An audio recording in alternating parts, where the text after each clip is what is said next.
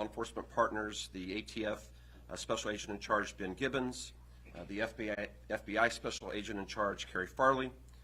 From the GBI, we have Cynthia Atkins, and then the Fire Chief from Gwinnett County, Fred Cephas, and then Dave Wilkinson from the Atlanta Police Foundation.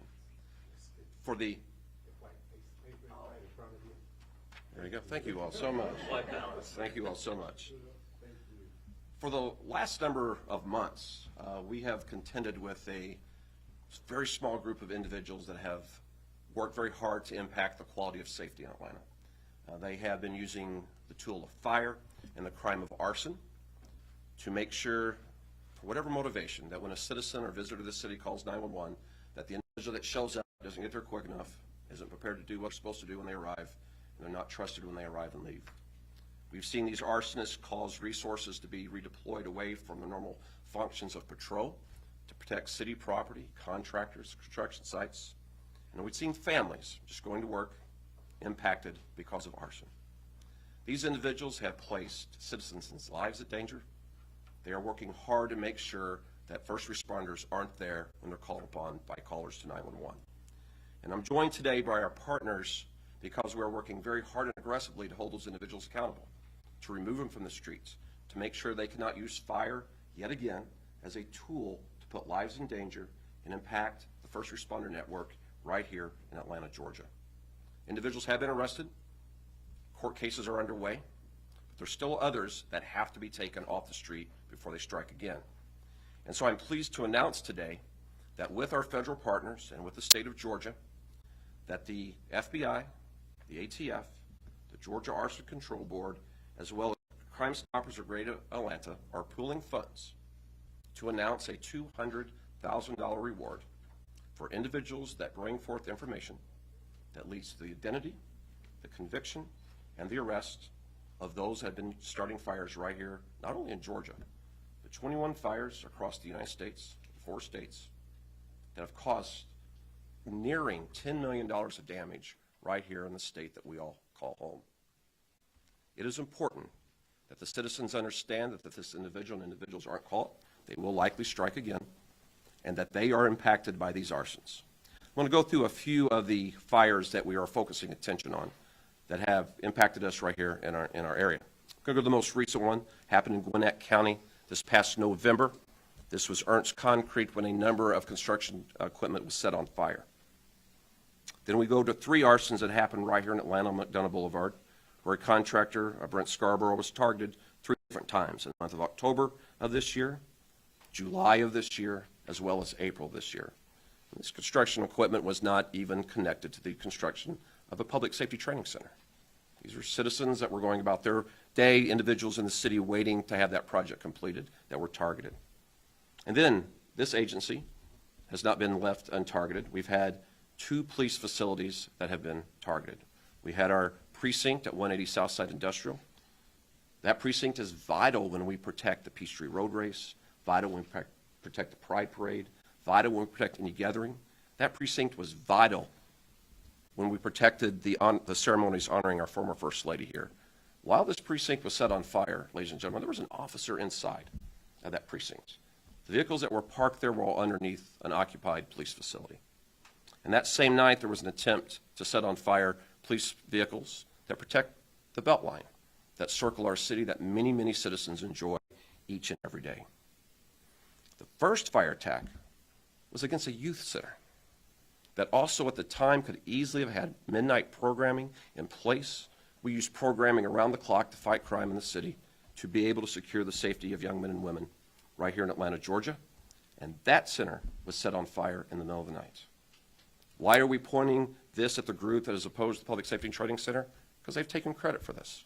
They've taken credit for each of the construction sites that have been hit. They've taken credit for attempting to burn an occupied police precinct. They've taken credit for attempting to burn the Path Force precinct. And they've taken credit, proudly, for attempting to for not only attempting, but setting on fire a youth center right here in Atlanta, Georgia. The citizens are going to be key for us bringing the last group of individuals to justice that have been setting these fires. And we believe that a $200,000 reward through Crime Stoppers, which you can be anonymous to provide information and anonymous to to claim that reward will be key for us identifying the individuals that have done damage that you've seen on the screen, that have impacted the safety right here in Atlanta, Georgia, many locations throughout Georgia, and are active across the United States. I want to again thank our partners. I've seen the agents and investigators, the agencies represented behind me hard at work on behalf of Atlantans. I've seen them out on weekends. I've seen them out on holidays because they know how important it is to get these individuals off the street. And now we ask the citizens of Atlanta, we ask the viewers of the region, and other news agencies will carry this in states like Michigan and Minnesota and New York to take notice as well, because you may be the one that ensures the safety right here in Atlanta, Georgia. I'm now going to bring Deputy Chief McLemore to the microphone to speak on the issues related to the fire dangers right here in our city that's been caused by these arsonists. Good morning, everyone. As we talk about impacts caused by arson, it affects our businesses, those that are participating in helping out building the Atlanta Public Safety Training Center. We suffer from additional costs due to arson that these companies face and individuals face. When equipment is damaged and burned, that affects families, that affects lives, that affects paychecks, that has an impact as Atlantans and Georgians move forward. From this, when we respond to calls as a fire department, that puts our firefighters at risk. That puts occupants at risk when these fires occur. So in the end, when we move our fire resources around, responding to arson calls, that impacts others that may have impending life challenges facing them, where we may not be able to respond quickly because we're out somewhere else facing an arson call. That's the most important thing that I can say. We've got to get a hold on it. Thank you. Good morning. I am John King, Georgia Insurance and Safety Fire Commissioner. And we are a supporting agency with our State Fire Marshal's Office investigators supporting the Atlanta Fire Department and the Atlanta Police Department. But why am I here? I'm a graduate from the Atlanta Police Academy back in 1985. I went to the police academy on Key Road. And so there's a lot of conversations about, a lot of emotions attached to this. But the bottom line, why is the state involved? Because we're supporting the city of Atlanta. Not only is the losses of equipment important, because there's families attached. Those drivers, those construction workers, every one of those families is affected, especially in this Christmas season. Folks are not able to collect a paycheck, and that's why it's so important. We have some incredible investigators participating in really working this case hard, but this case is going to be broken with the key information from our citizens, because you are being affected. The capabilities of this police training center is not just going to be for the police department. It's going to be able to help not only to train police officers to work with firefighters, with EMTs. And so there's an effect to the rest of the community. But I care about this training center because I trained here on Key Road back in 1985 in a temporary facility. Atlanta's been waiting for a permanent world-class training center for 30 years. Atlanta deserves to have this training center so our officers are not trying to figure it out on the streets with our citizens when they're trying to solve key problems. And also, this affects every one of our citizens in there, because all these losses, yes, there's an insurance company that will probably cover some of the costs, but those losses will be passed on to the customers. So we all will take the losses. And so we are all involved in this. This is the only way we're going to break this case, just by key information and those calls from those anonymous tipsters, because that's how we've broken any major case that we've had in modern history. Thank you so much for the opportunity. Look forward to your questions. Chief? Yeah, thank you, Commissioner. So to reiterate, this is a joint, as we have investigators out working the street by all the agencies behind me, this is a pooling of funds from the agencies to go to the $200,000 for the anonymous information that we believe will break the case open. You can go online or you can call 404-577-TIPS. Give us information that you know will help bring these individuals to justice. That information is likely to save a life. We've been very fortunate that no one has died yet in these careless attacks that have no good at all, no motivation. other than the harm. And the harm is spread across all 245 of our neighborhoods. Right now, police patrols diverted to make sure we continue to patrol areas that are likely to be targeted. Police patrols protecting the training center. Those officers can be used elsewhere as well, but nothing is more important than a citizen knowing that when they dial 911, we're going to get there quickly, we're going to be very good when we get there, what we're going to do, and we're going to be trusted when we arrived and when we left, and training is the thing that delivers that for every citizen right here in Atlanta. I'm going to open for any questions you all may have. Thank you for getting this important message out to your readers, your listeners, and your viewers. Yes, sir. Has there been any impact on the contractors at the training center? Has anyone backed out? Do you have to pay them extra because their trucks are getting burned up? Construction continues, and we are still on schedule. We're very fortunate that we have individuals that believe in doing right, and we're very fortunate that we have individuals, while they're being targeted and threatened, you all see the threats yourself, that we have individuals still believe in doing the right thing, and we have companies of character that are believing in this city, and they believe in the men and women that wear the uniform. So we're fortunate that we're staying on track. And this initiative today, announcing a $200,000 reward, will ensure that we're able to keep the project on track, because we are going to put the persons in jail that are starting these fires. Chief, Yes, ma'am. two quick questions. So when you were talking about people actually blocking the fire trucks, so are you actually saying that when an emergency call goes out, that they're actually blocking the trucks? Can you explain that a little bit? If Or this is for Acapulco? Repeat your question. You said blocking. Are they are people actually blocking the trucks from responding to emergency situations? No, not from our locations. No, Not from your location. And also, Chief, if you can, I don't know if they could bring this up, the video at the youth center, can you walk us through what we're seeing there? Because you can see, like, people actually moving. Can you talk a little bit about what's going on? So you're seeing individuals that started the fire that night. And so you're seeing individuals that likely do not have any connection to Atlanta, Georgia, that at the end of the day, they want to deconstruct good government, responsible government, and proper public safety. And these individuals that night, in an effort to do that, set a youth center on fire. And so these are the individuals that we know that someone out there that's watching this video knows exactly who that is, knows who targeted this location. And we're letting that person know. You can call, don't give us your name. We only need to know the information. If that leads to the conviction and the arrest, there is up to $200,000 that will be provided to that individual by doing right by the citizens of Atlanta, Georgia, and the youth of Atlanta, Georgia.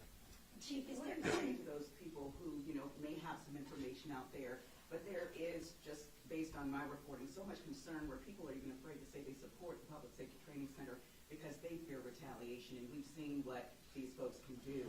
What do you say to them when, even despite a $200,000 reward, they may still be afraid to come forward?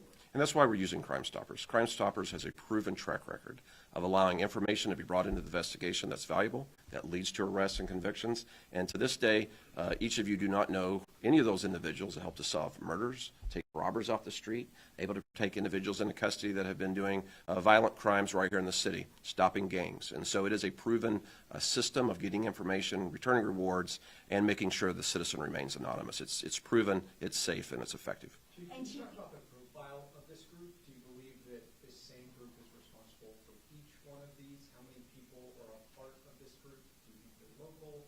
Do you think they're across state lines? Again, how are they all connected? Certainly. Well, we see that the same group takes credit each and every time on their source of giving information out. And so it's likely to be that same group, very small in number, moving from state to state, is likely the profile of these individuals. What is known is they're dangerous. And what is known is they don't care about life and safety. They want to affect it in the now, and they want to affect it in future 911 calls moving forward. And so they will likely continue to try to move in this space, continue to likely use fire until they're taken off the street. And that's why we're here today. And Chief, based on your investigation, is there any sort of scenario that they're targeting, why they're targeting different places? For instance, why the community center? Any specific explanation as to the locations that are being targeted?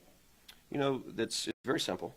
They want to make sure that they see what has always been Atlanta, which is the private and the public sector come together for good to advance this city forward. It's look at everything that goes on in Atlanta.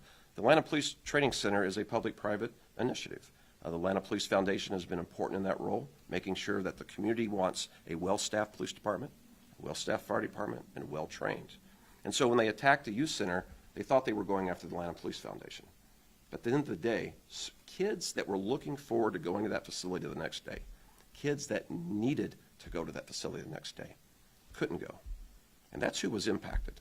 So this whole let's deconstruct a training center, at the core of it, we need to report what that's really about. But when you set these fires, you're going after young men and women that needed that youth center that day to get a meal.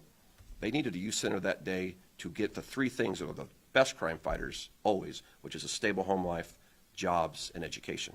Those police at Promise Centers do that every single day, and that's what was shut down. You mentioned a number or a small group. Do we have an approximate number of the people that we're looking for? There's a couple in the video. Are we thinking 2, 3? Are we thinking 15, 20? What are we thinking? It's very, very small, ma'am. It is a handful of individuals that are having a much larger impact on the safety of the city than they should have. Chief, how many have been arrested? You mentioned some of these people have been arrested already. How and are we able to get them? Yeah, so there's a number. We've made arrests of individuals that set police cars on fire on Peachtree Street just last January. We've made arrests of individuals that set equipment on fire out at the site last March 5th. We've made arrests of individuals that have brought devices that were likely to start fires. That has been covered by you all. Those individuals are in court. They're moving through court, and that evidence will be brought forward. So individuals are being held accountable. A number have been, and this is, I think, we're down to the most extreme and the most dangerous that need to be brought to justice. And Chief, have there been any arrests made in association with, in relation to the cases that you're highlighting today? Not at these, that's why we highlight them today. There are cases to be made there. We got to remember, this group didn't just show up in our region just because we're building a public safety training center. This group was already in the woods trying to stop the building of the Michelle Obama Park by burning construction equipment. So this is a playbook that they were already playing out in our region before we announced the training center being built. And the same tactics of equipment being set on fire in DeKalb County to prevent the building of a park just moved down the street, and they've started using it next door to be able to stop this construction site. $200,000, when was the last time you saw a reward of this? This is a significant increase in the reward money because it's that important. The next fire could cost someone their lives. We're fortunate that we've seen a drop in our homicide rate in the city this year. But the fire of an occupied police precinct, youth center, the fire of an occupied office building could have disastrous, catastrophic outcomes. And so getting these individuals off the street will prevent something much more tragic than we've seen already.